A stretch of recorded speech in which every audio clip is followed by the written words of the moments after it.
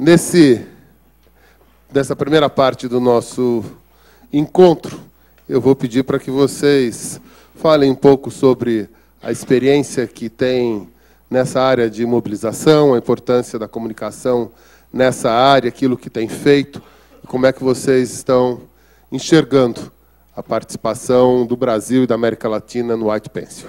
Pelo que eu entendi assim, do briefing, da importância do White Pencil, eu acho que é realmente a gente usar a nossa força, porque a gente tem um poder de comunicação muito grande, né? Não como criativos, enfim, em cinema também, como o cara que é de cinema independente, que lançou esse início de história do Peace Day. Então, acho que a gente tem o dever de usar esse poder de comunicação que a gente tem para realmente fazer alguma coisa, para tentar mudar alguma coisa do mundo. Eu acho que isso é a força de você fazer mais do que só uma campanha. Você tem uma ideia que realmente possa mudar um hábito, que possa fazer diferença no mundo, assim. Então, isso que eu acho que é legal, que a gente pode usar a nossa criatividade para isso. E eu acho que o mundo chegou numa encruzilhada. Nem quero aqui pregar que é o fim de um capitalismo, mas esse processo que está aí, a gente precisa dar um passo à frente. Não talvez são comunistas como a Coreia ou socialistas como em Cuba, mas precisamos dar um passo e ver para onde vai esse mundo à frente. E aí eu acho que passa por um processo fantástico, um dia de paz, mas antes de vir para cá eu pesquisei, nesse exato momento existem 87 conflitos de guerra no planeta Terra. Então, a gente sabe de alguns, mas tem acontecido em todos os tempos. Eu acho que tem uma guerra também, que eu acho que quem está aqui nessa noite, especialmente meus amigos aqui, todos vocês, nós somos o PIB intelectual desse país. Eu acho que o maior problema que o Brasil está enfrentando é o seu colapso de ética. É uma guerra social, na verdade, que a gente tem a responsabilidade de contar uma história de uma maneira local, sem ser também só abranger um aspecto global e fazer as pessoas se movimentarem mais. É dessa forma que eu vejo. Eu fiz uma pesquisa também e a gente tem um desafio muito grande pela frente. Eu acho que até hoje quem conseguiu parar uma guerra foi o Pelé. Se não me recordo, em 69, a Guerra Civil do Congo. E ele teve esse dom. No fundo, vocês têm que ser melhores que o Pelé. Então, acho que o desafio já começa bem alto. Não adianta nada, a gente não vai ter ambição aqui que a gente vai conseguir parar uma guerra no dia 21 de setembro. A gente vai conseguir fazer com que as pessoas, toda essa população, 2 bilhões de pessoas, como ele muito bem falou aqui, se as 2 bilhões de pessoas estiverem motivadas, engajadas para fazer alguma coisa acontecer no dia 21 de setembro, aí sim as coisas começam a andar, né? Hoje as mídias sociais que foram endeusadas pela Revolução do Egito, né? Todo o Ocidente ficou absolutamente maravilhado com o que aconteceu no Egito e a capacidade que as mídias sociais tinham de realmente mudar as coisas no país. Quando aconteceu na Inglaterra, começaram a pensar já em cortar as mídias sociais de uma maneira muito rápida. Então, eu acho que é fogo de palha, na savana, né? Jogar gasolina no meio de uma terra seca, pega fogo muito rápido. Agora, o como é o mais difícil, como fazer isso e como chegar lá. Pelo briefing está muito claro, fazer uma campanha ou algum movimento que consiga convencer 2 bilhões de pessoas que dia 21 de setembro é um dia importantíssimo para a humanidade, quando as pessoas têm que parar de se guerrear, seja no dia a dia entre vizinhos, seja um assaltante no restaurante aqui do lado, ou seja numa guerra como está acontecendo hoje, ou com a fome, que é impedida de ser combatida por uma guerra que existe estupidamente na Somália já há muitos anos e ninguém fala nada a respeito. Acho que na primeira aula que a gente tem, quando a gente está numa faculdade de publicidade e propaganda, é a diferença entre publicidade e propaganda. Eu acho que existem muitos prêmios que premiam a publicidade, que pressupõem algo que foi publicado. E aqui a gente tem uma chance de olhar mais para esse outro lado, que é a coisa da propaganda, de você propagar uma ideia, um conceito, enfim. E nisso o briefing é muito feliz, o tema é muito bacana, e eu acho que ver isso chegar aqui no Brasil é muito legal. Enfim, acho que o resto, todo mundo aqui já falou um pouco, mas é uma iniciativa muito legal, muito importante. Primeira questão que eu queria colocar para a gente poder discutir é a seguinte.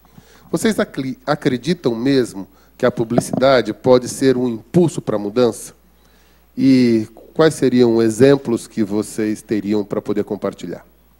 Eu acho que o mais difícil hoje, com a mídia segmentada do jeito que está, é você ter a capacidade de atingir a massa ao mesmo tempo. Todo mundo junto falando alguma coisa e tentar modificar isso de alguma maneira. Eu acredito piamente que é possível. A gente tem exemplos aqui como as campanhas contra o cigarro nos Estados Unidos, como acabaram desmistificando o ato de fumar com uma coisa charmosa, interessante, que os atos de Hollywood faziam, né? Tinham dois movimentos aí. Primeiro, o movimento para fazer as pessoas fumarem, que era muito simples. Você colocava todo mundo em Hollywood fumando, os caras mais bacanas fumavam, as atrizes mais legais fumavam. Então, você criava aquele modelo de acompanhamento. Depois, você fez a campanha ao contrário, né? Você demonizar o cigarro e demonizar o cigarro como algo cruel, e hoje nos Estados Unidos, se alguma pessoa acende um cigarro na frente de uma criança de 15, de 10, 12 anos, ou mesmo de 5 anos, ela é demonizada imediatamente com uma coisa pavorosa. Isso foi feito através de comunicação, várias agências participaram disso.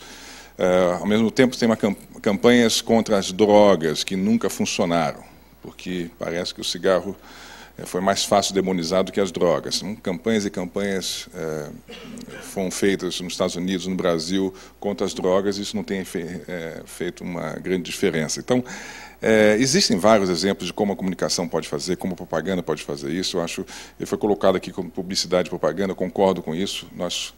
Se nós estudarmos a comunicação, a gente vai ver que todas as guerras foram motivadas pela propaganda ou pela comunicação em si, que você consegue criar um inimigo, e quando você cria um inimigo, você cria a necessidade de combater esse inimigo.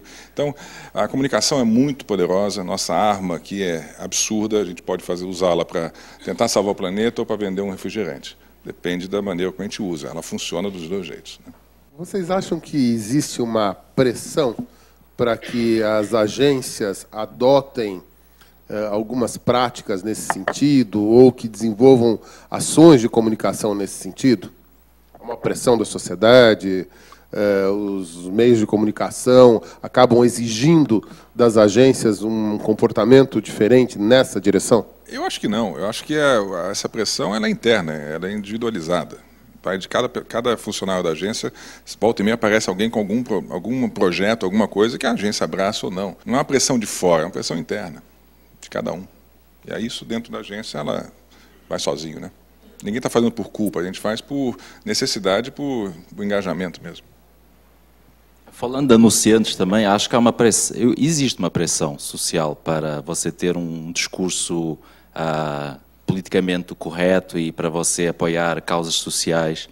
O que existe hoje também, o que é bacana, é que o consumidor ele é muito mais crítico. Então não adianta você ter um discurso vazio, cheio de clichês, se você não está fazendo alguma coisa. Então o que é bacana, e junto com as redes sociais também, que elas estão apontando os dedos, elas estão acusando, elas estão elogiando. Então o mundo fica mais crítico e todo mundo tem a sua voz. Isso é bacana porque todo mundo abre o olho e acaba medindo aquilo que está fazendo e aquilo que está falando. Muitos das pessoas que estão aqui hoje são alunos, são universitários. Como é que vocês enxergam o papel da universidade na formação desse publicitário? Nessa nova conformação, nesse momento onde a crítica social é mais presente, onde a necessidade de envolvimento social se torna quase que obrigatória. Qual é o papel da universidade? Como é que vocês enxergam isso?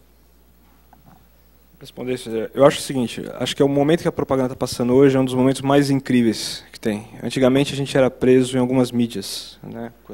Cinema, print. Hoje em dia a gente tem a opção de fazer muito mais coisas, de poder criar muito mais. Então acho que essa galera que está se formando, que vai vir aqui, ela já vai nascer teoricamente ambidestra, já sabendo mexer na web, sabendo fazer isso, enquanto a gente está aprendendo a fazer isso. Então eu acho que a importância deles é já nascer com esse tipo de informação já dentro deles. Ela já vem mais pronta, eu acho. Eu acho que para jobs, complementando o Luizinho, para jobs assim, que necessitam de um movimento mesmo, uma revolução, quando a gente é mais jovem, aí é que a gente tem a gente quer mudar o mundo mesmo. E vocês têm o poder de mudar o mundo com todas as armas das redes sociais, da internet, de tudo. Pode ser pequeno, né? Mas eles estão pegando um momento do online, que é um momento novo, um momento muito mais fortuito, assim, que é o momento das redes sociais. Eu já trabalho com isso há um bom tempo. Antigamente, o meio online, a internet, era muito dispersa. Você não tinha um lugar onde juntava as pessoas. Faltava quase que uma rede Globo da internet. Hoje a gente já tem. Você tem o YouTube, você tem o Twitter, você tem o Facebook. Então é muito mais fácil, muito mais rápido você mobilizar pessoas em prol de uma causa, de um conceito, o que seja. Então eu acho que o papel da universidade é exatamente mostrar novos caminhos de mobilização. Quando eu comecei na profissão, os meus ídolos eram descendentes da geração de 68. Então tinha um pouco de ceticismo com aquele sonho do comunismo, do socialismo, do hippie, de uma sociedade um pouco mais justa, e entrar na propaganda um pouco desiludidos, né?